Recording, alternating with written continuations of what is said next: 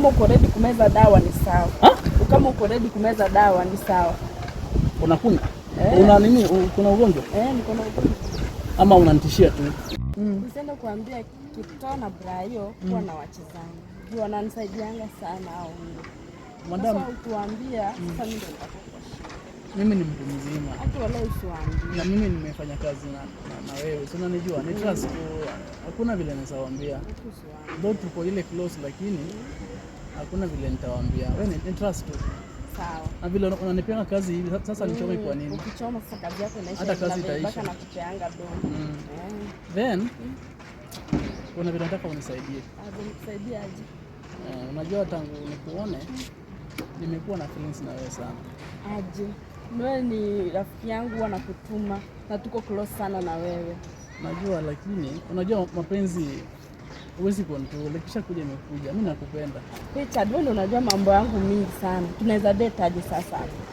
Wewe unajua stories zangu zote. Madam, I won't mind.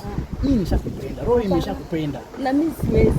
Sababu hakuna kitu kizuri kwangu. Sasa tuseme hivi kama ni do.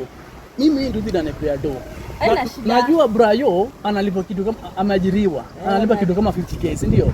Mimi I get more than that. Kama ni shopping mimi naweza kufanya shopping. Kwanza mimi niko na pesa hata kuliko watu. Kama uko ready kumeza dawa ni sawa. Kama uko ready kumeza dawa ni sawa. Unakunywa? Una nini? Kuna ugonjwa? Niko na ugonjwa. Ama unanitishia tu? Ni ukweli niko na ugonjwa. Na ukali? Huwezi jua. Siku watu wanameza dawa na wananona. So kushua unameza dawa? Kama uko ready kumeza dawa hata ingia hapo.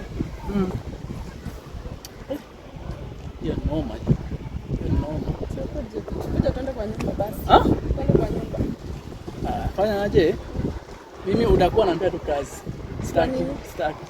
Twende kwa nyumba, sio unanitaka. Tukue hivi. Tukue friends, mimi nipe kazi. Unanituma kwa JMO. Ama boss wako nitume, mimi sitaki. Wacha nifikishe mzigo, nimpatie. Sitaki. Sasa? Sawa. Hey. I don't want to die. I'm still young by the way. Sasa nikifikisha nitakuambia. Sawa.